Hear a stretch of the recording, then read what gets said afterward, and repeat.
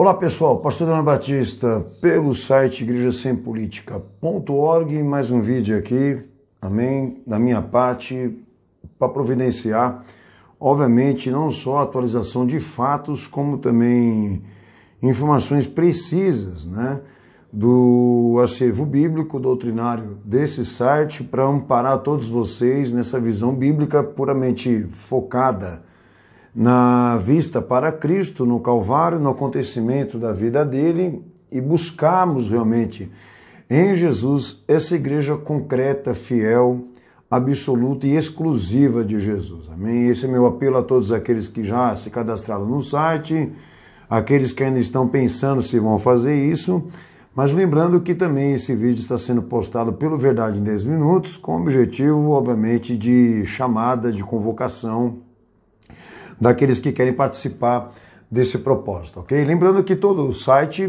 providencia divisões doutrinárias para a defesa disso, né, de amparar cada um de vocês, biblicamente, doutrinariamente, né, nas escrituras e como realmente refutar esses instrumentos da abominação, posso dizer assim, esses lobos devoradores da Igreja de Cristo, e ter um comportamento bíblico direcionado, focado sempre à altura da luz do nosso Senhor Jesus, para que seja defendida essa verdadeira fé. Amém? Uma igreja sem política é um dever, é uma responsabilidade. Isso é uma questão não só de fé, mas moral. Também moral. Bom, hoje, aqui pelo site e também pelo Verdade em 10 Minutos, o nosso tema aqui é misturando política e religião com Silas Malafaia. Bom, vejam bem vocês que a minha perseguição em relação a esse senhor, a esse indivíduo, não se deve ao fato de uma questão pessoal. Se deve à questão de que ele quer estar entre os holofotes, né? Ou entre os principais que defendem a política dentro da igreja. Então ele, se permitindo a isso, e se colocando à frente, né, de todos os líderes, e como mesmo ele diz, né, a voz profética, eu sou obrigado a falar dele, tá? Vejam bem, eu não tenho problema pessoal nenhum com ele, até que eu saiba, tá?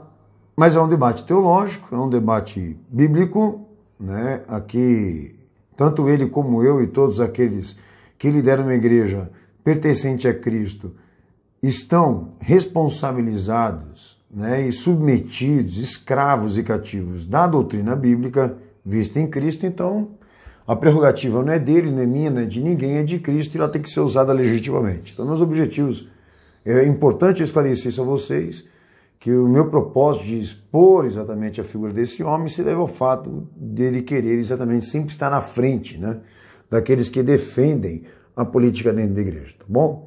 E ele fez aí uma live agora, dia 13/9/2020, falando mais coisas sobre isso, tá? Então, meu tema é avaliar o comportamento religioso dele, psicológico dele, inclusive até, então, doutrinário, tá?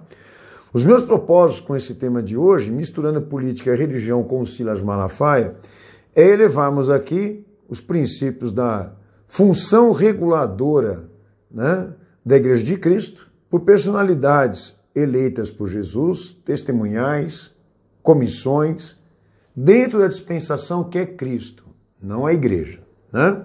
Que é o que, na verdade, nós colocamos aí no site para você.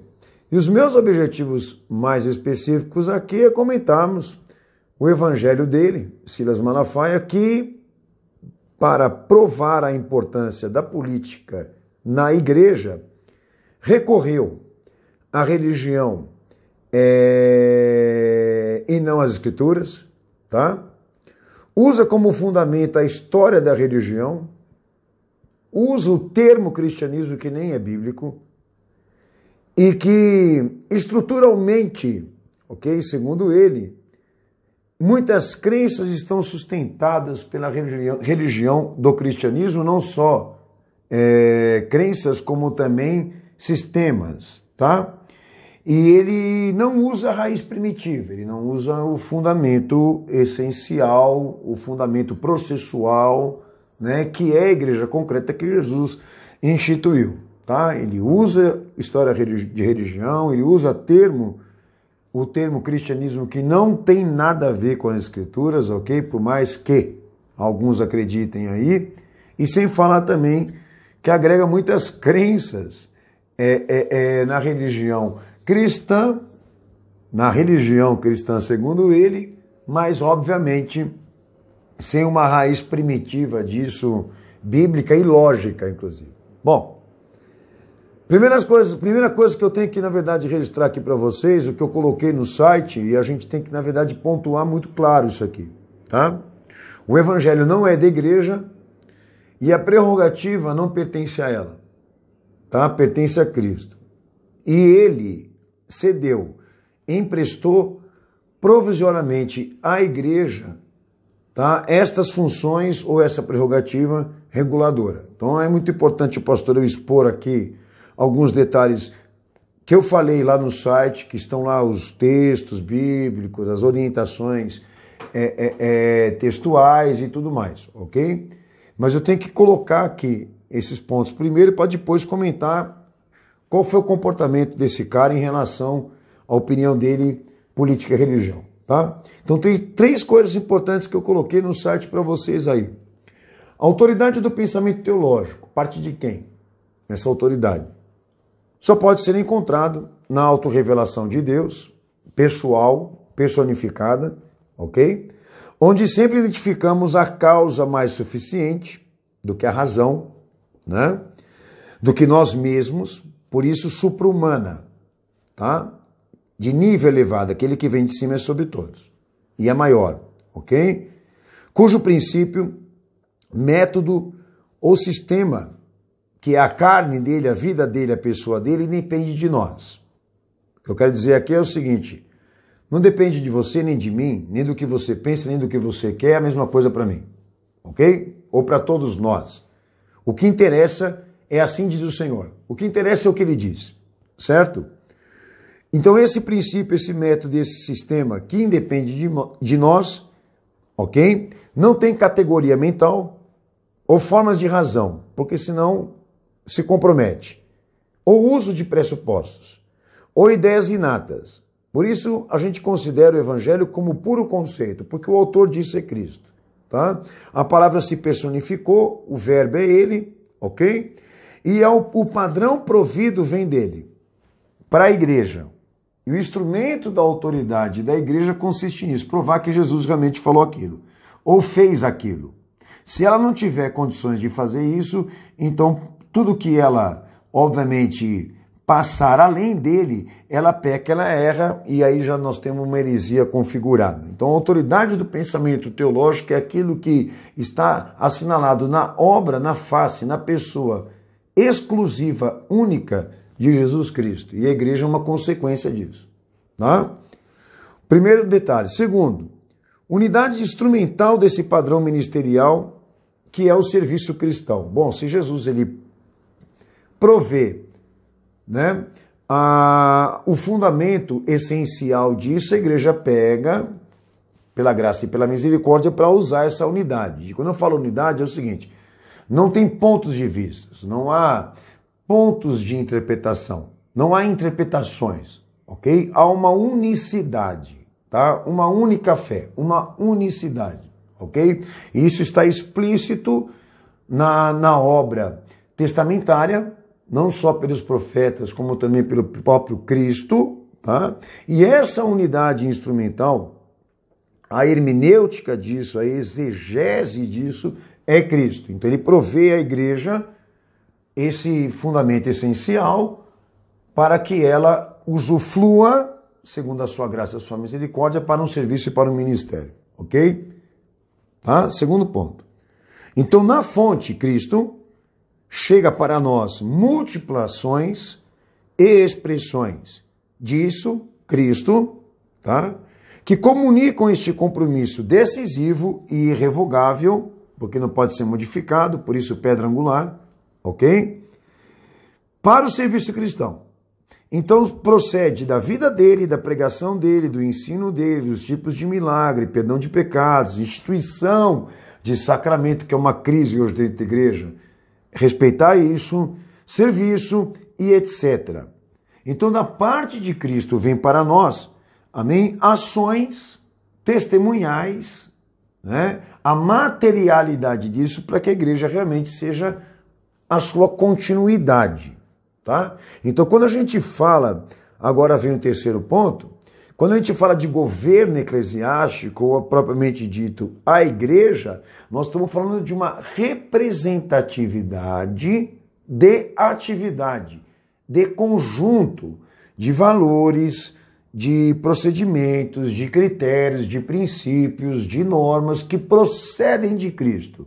Então, se ele não disse, se ele não falou, se ele não fez, se ele não pediu aos apóstolos, à igreja, que também fizessem, ok? Por que a de hoje faz?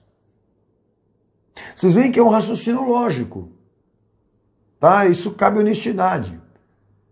Então, por exemplo, eu vou até antecipar aqui, por que eu tenho que, para tratar a legitimidade da política dentro da igreja, eu tenho que buscar o fundamento disso, a explicação disso, na história religiosa, ou das religiões?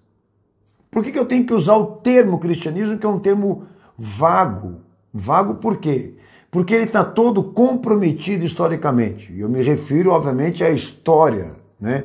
A história das heresias, que cristianismo é a história das heresias. Evangelho é a verdade. Então, por que eu preciso me inspirar, né, na história das igrejas, se Cristo é a base, se ele é o fundamento, se ele é o padrão, se ele é o instrumento dessa autoridade? Então, meio que esse camarada, ele usa um esquema de controle de mentes, de persuasão, porque ele é bom nisso, para intimidar as pessoas, para meio que coagir elas a obedecer. Então, ele prega uma coisa que ele acredita, ele prega uma coisa que, na verdade, ele acha que é certa e que ele tem interesses. E faz todo mundo do outro lado acreditar.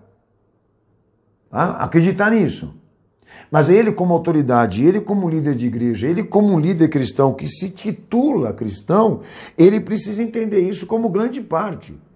Que o instrumento, que a autoridade do pensamento teológico é Cristo e o que ele fez, tá? E o instrumento do padrão ministerial da igreja, tá? É único.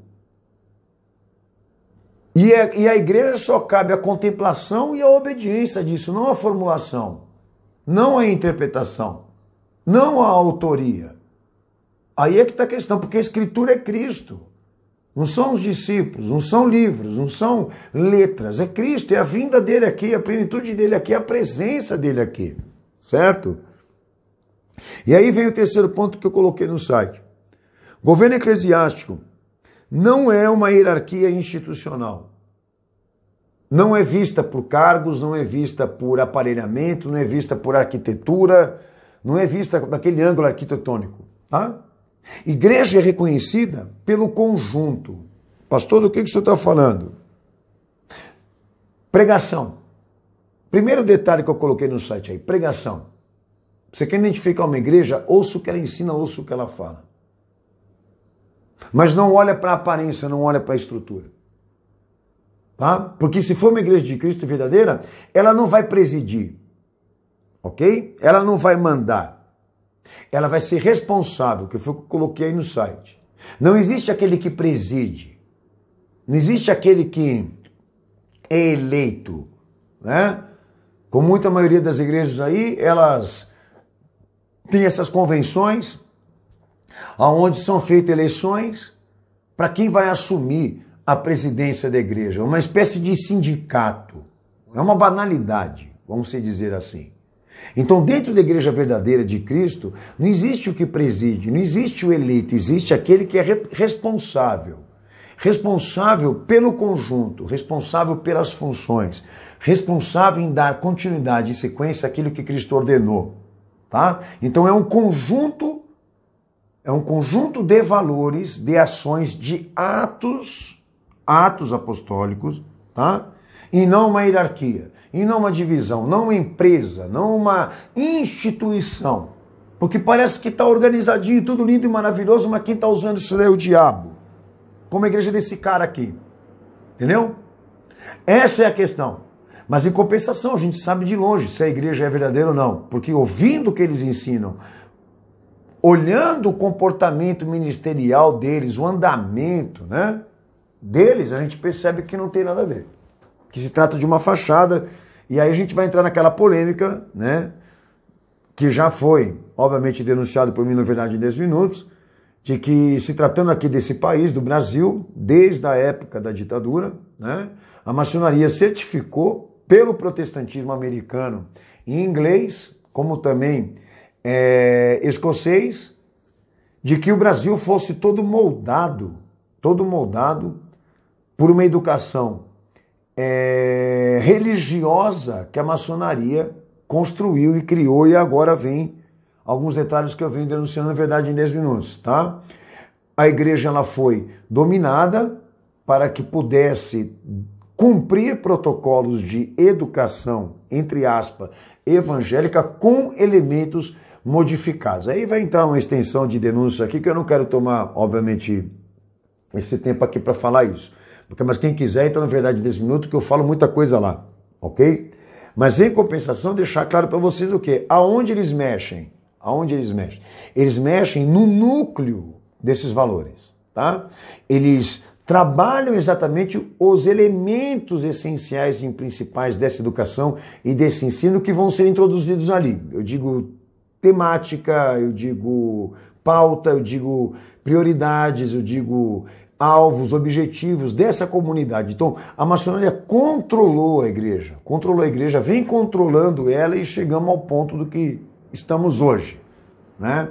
Da igreja do circo, da igreja contemporânea, da igreja do novo paradigma, tá? Que Silas Malafaia mesmo, e grande patota com ele, faz parte, né, desse movimento Willow Creek, desse movimento Bill Hybels, né, da igreja etiquetada, da igreja dinâmica, da igreja humana, da igreja moralista, né, do moralismo sem fé, de uma igreja rica, de status, etc, etc. A gente vai entrar em tendências aqui, ok? Bom, esses são alguns detalhes do nosso site que estão à disposição de vocês no igrejasempolitica.org. Agora, falando de Silas Malafaia, quando pega para discutir política e religião, tá? Quais são os fundamentos que esse homem usa? E toda a live dele ou todo o vídeo dele é a mesma coisa, ok? Essa live dele foi dia 13/9 de 2020, repetindo aqui, tá lá como título no YouTube lá, Religião e Política se misturam sim ou não? É o título lá, ok? E aí ele pega como fundamento principal para discutir o que ele vai discutir, sem texto bíblico, sem referência, e como nós podemos respeitar um indivíduo desse. Fala para mim. Que não dá referência contextual. Ele cita 2 ou 3 versículos ali sem contexto, interpretando como ele quer. Mas se você ver o vídeo, eu vou falar alguns pontos que ele citou lá, ele usa 3 fundamentos para querer exatamente defender política dentro da igreja ou política na religião, tá? A história da religião, que não é a autoridade do pensamento teológico, tá? Cristianismo. Eu estou mostrando aqui que o cristianismo no Ocidente, a reforma protestante está perpetrada na sociedade. As leis de direitos humanos e direito à vida vêm do cristianismo, não vem de onde? Vem de anjo? Vem de marxiano, por algum acaso? Ou de comunista? O cristianismo, ele é um termo. Ele é um termo. Ele não é uma palavra bíblica. Ele é um termo genérico. Está embutido no cristianismo e no catolicismo. A grande parte da era medieval, da era contemporânea, a Igreja Católica foi uma das igrejas mais influentes, ok? Então ele embute tudo isso aqui, usando esse termo. Toda desgraça, ele considerando o cristianismo toda desgraça. Mas vamos lá, um termo que não é bíblico. E terceiro ponto, o protestantismo. É a reforma protestante que faz a passagem do mundo medieval para o moderno. É a partir da reforma protestante que se produz nesse mundo ciência como nunca. Tá? Que é um berço religioso maçônico, que eu não vou poder entrar nesse mérito hoje aqui, mas se prova que grande parte da escolástica ou do escolaticismo, né, todo ele foi feito por iluministas, de lá saiu a ênfase do gnosticismo, calvinismo, que é berço maçônico puro, o protestantismo presbiteriano é maçonaria pura, batista é maçonaria pura, tá? Lutero também tinha influências maçônicas. Então, quer dizer, a única coisa que a gente pode tirar de repente da era medieval de benefício para nós foi a tradução para a nossa língua das Escrituras Sagradas, e mesmo assim corremos risco, porque aqueles que a traduziram depositaram essa tradução na mão de gente que vem alterando a Bíblia faz muito tempo. Bom, mas ele usa essas três vertentes: história da religião, cristianismo e protestantismo. Para quê? Se quem, na verdade, precisa ou tem autoridade para dizer se pode ou não é Cristo, por que vai usar esses três elementos aqui completamente fora? Bom, mas eu venho dizendo a vocês aqui que existem aqui 4 pilares de tendências iluministas, de princípios maçônicos que estão presentes no movimento evangélico, e eu tenho que destacar porque Silas Malafaia se encaixa direitinho em todos eles, tá? Primeiro, a teocracia, que já não é uma coisa bíblica. O conceito de que Deus governa por um rei ou por um líder estatal, ok? Não é Bíblia. Segunda, patriotismo, conceito de que Deus ele pode governar por uma nação. Isso aqui rendeu para os Estados Unidos, tá? A teocracia e patriotismo rendeu para os Estados Unidos, no protestantismo lá, aquilo que Al Gore, inclusive, até assume, num dos seus livros que eu já li, ok? Rendeu para os Estados Unidos a geopolítica. Tá? Então esse conceito aqui tem que fundamentar. Deus realmente governa por uma nação, por uma bandeira? Não. Deus ele se revela e governa pela vida do filho. Não por nação, nem por rei. Isso daqui, raízes, vem de rebeldia e rebelião contra Deus, mas não é minha pauta explicar isso para você aqui agora. Mas tenho vídeos falando sobre isso aí. O cosmopolismo, outra corrente de pensamento herética. Cidadania planetária é esse cosmopolismo, tá? Cidadania, ou reino no mundo. Silas Malafaia mesmo diz que o reino de Cristo foi colocado aqui na terra. Vou falar isso aqui. Nesse vídeo mesmo ele fala que o reino de Jesus foi colocado aqui na terra. O reino de Deus é para ser implantado na terra. Jesus falou, vem o teu reino, não é vai o teu reino. É vem o teu reino. O reino de Deus é para ser implantado na política, nas ciências, nas artes, na educação, no entretenimento, no judiciário, no executivo, no legislativo. Aonde está escrito isso aí? Tá? De que cristianismo é cidadania. Não é cidadania. Tá? Eu digo evangelho é cidadania, não é cristianismo não. Evangelho é cidadania. Não é cidadania. Evangelho é missão. Tem nada a ver com cidadania, mas ele mistura tudo para enganar. Aristocracia, outra tendência que eu venho denunciando como princípio maçônico há muito tempo dentro da igreja. Tá? Contextualidade material. De que Deus prometeu à igreja transferir as riquezas do mundo para ela. A maldita teologia da prosperidade, que isso no evangelho que o nosso Senhor pregou não existe. Tá?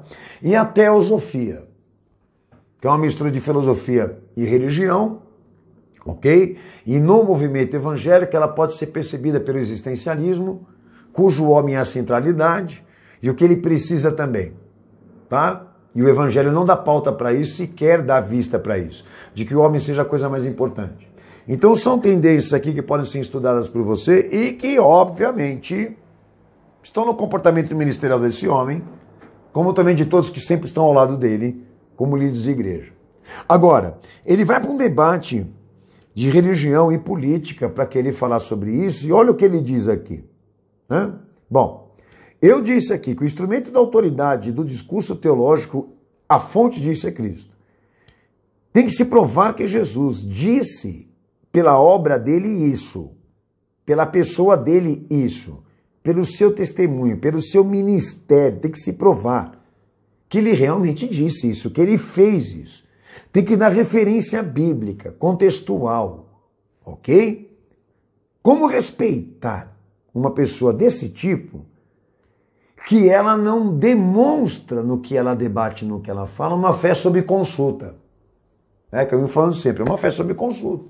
Bom, se a autoridade do pensamento teológico, o instrumento do padrão ministerial é Cristo e a igreja é esse conjunto, meu senhor, por que você não dá mais evidências para nós, bíblicas e históricas, de que Jesus ele tenha exercido essa função, de que ele tenha vivido essa experiência de articular religião e política, de estar entre o Estado, de conviver entre estatais, ou se relacionar com políticos, ou recebê-los dentro do ambiente do seu culto, da sua pregação, ou ali, até mesmo, em suas atividades. Eu não vi meu Senhor fazendo esse tipo de coisa, não. E nem os apóstolos fizeram posteriormente.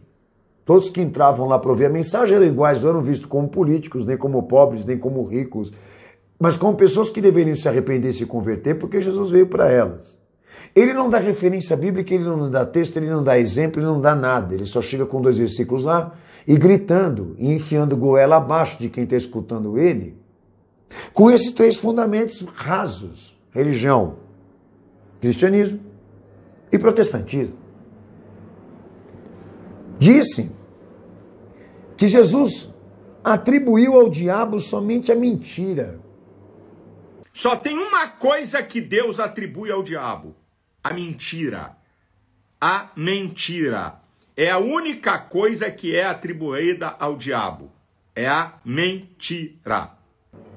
Disse que só foi atribuído ao diabo somente a mentira. Mas o meu Senhor diz que o mundo jaz do maligno. Ele é o príncipe do mundo, né?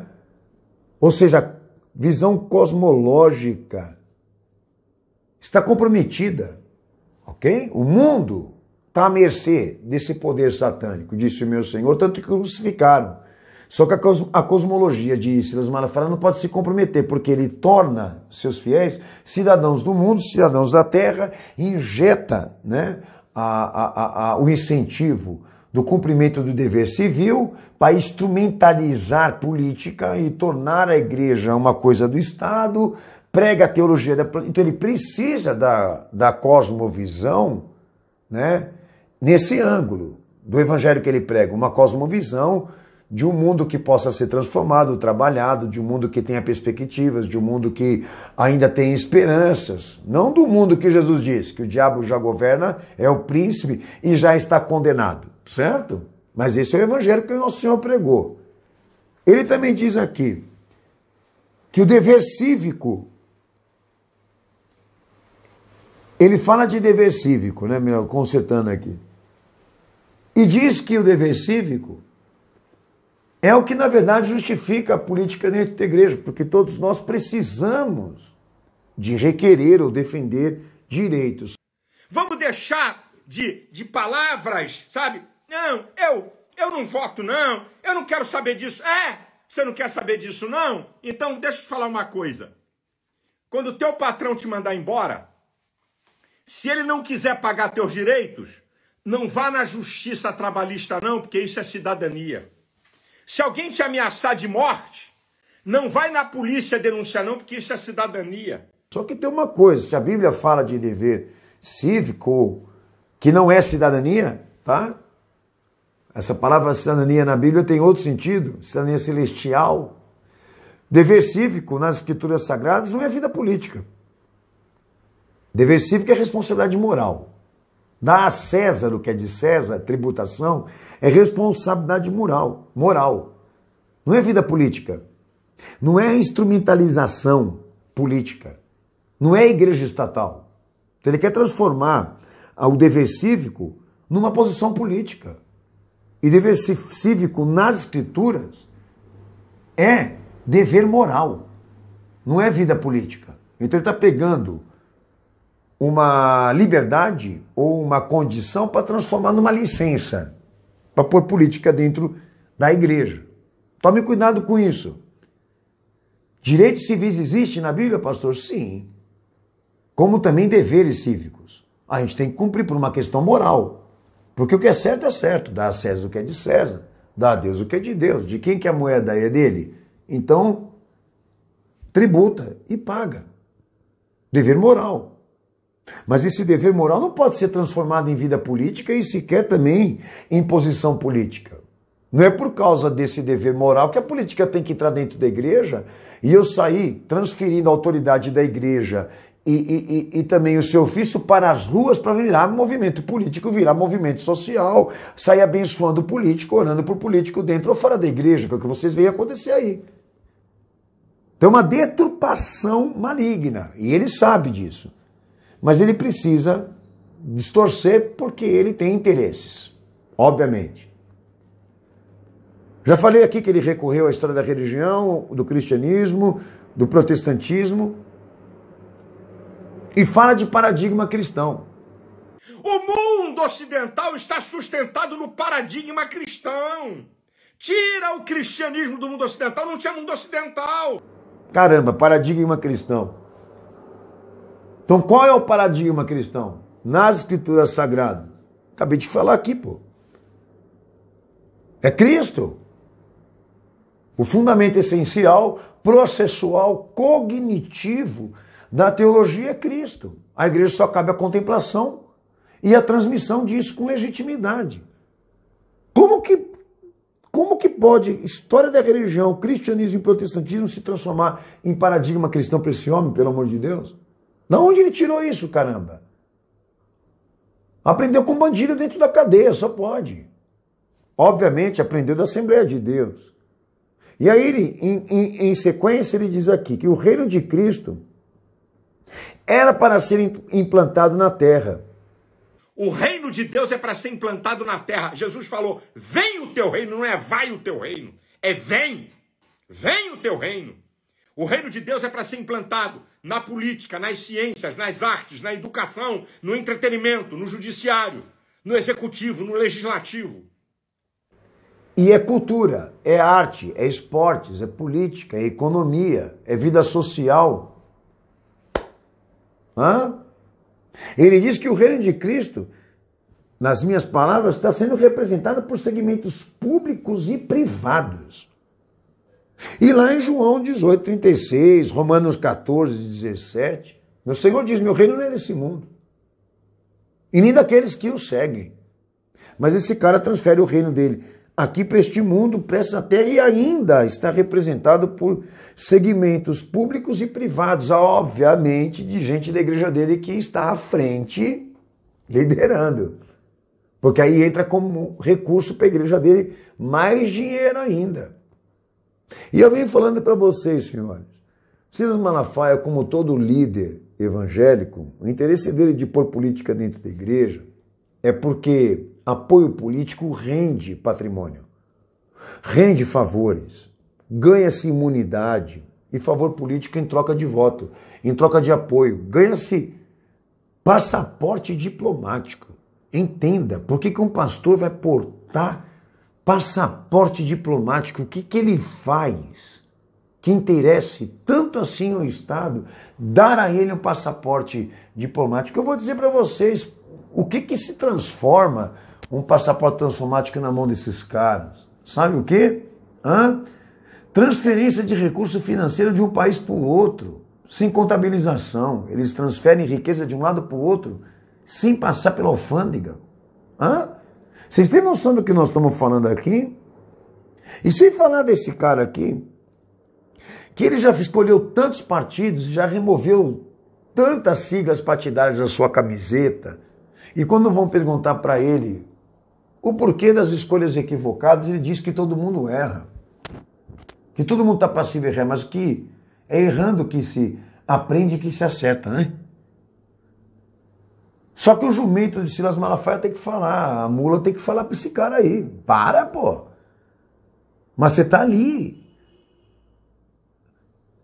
expressando ali a sua fé, a sua bênção, dando a extrema unção, dizendo que o Senhor revelou que é aquele cara que indicou que ele tem propostas políticas parecidas com o evangelho, como disse do Lula, como disse também, e falou do Bolsonaro. Olha o absurdo que Deus elegeu o Bolsonaro, que Jesus o colocou lá na cadeira para presidir. Então são indivíduos como esse que eu classifico, como disse o meu Senhor, mercenário e bandido. São indivíduos como esse que tomaram a frente do evangelho aqui nesse país e nós estamos caminhando para onde já estamos, né? À beira de um abismo, de um colapso, de um fracasso, de uma igreja envergonhada, rendida, que a sociedade mais não respeita. Não tem respeito nenhum. É gente fazendo gozação, piada, stand-up com o evangelho, com a igreja, entendeu? Eu tenho até um caso recente de um cara que foi lá e processou as Portas do Fundo pedindo uma indenização, uma igreja aí, e que as Portas do Fundo ganhou a indenização de não sei quantos bilhões aí. Ganhou a indenização e não vai precisar ressarcir por ter feito piada com Jesus. Como é que a igreja vai ser respeitada com gente pregando esse tipo de coisa, falando esse monte de besteira? E gente que é tudo desviada, que um dia já foi de igreja, que sabe que o evangelho não é isso. E não respeita. Entendam, senhores, enquanto não houver uma iniciativa, tá, organizada, profética, da parte daqueles que enxergam tudo isso que eu estou falando aqui e reconhecem, de defender a igreja, nós vamos continuar trazendo notícias desse tipo para você. A apostasia tem que se cumprir? Tem que se cumprir. É profética? É profética. Mas você vai ficar com as mãos atadas, vai ficar frouxo, vai ficar covarde, vai ficar omisso, vai se distanciar disso tudo e assistir de palco a igreja sendo desgraçada? Ou vai defender o que é do Senhor? Essa é a questão.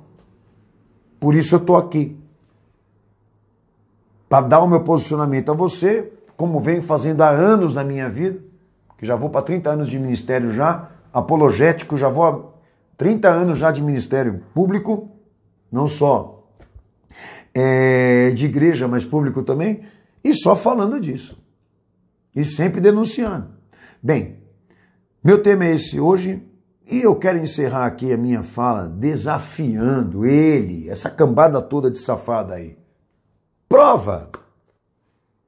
Por Jesus Cristo na carne, na vida, na obra e na igreja que ele instituiu como modelo. Por isso, só tem 12 cadeiras para os apóstolos dele sentar lá, não tem a 13ª nem 14ª. Por isso, igreja modelo, e nós somos a continuidade. A igreja ininterrupta. Me prova que lá dentro desse núcleo que Jesus liderou e abençoou, e elegeu e consagrou, tinha isso aqui.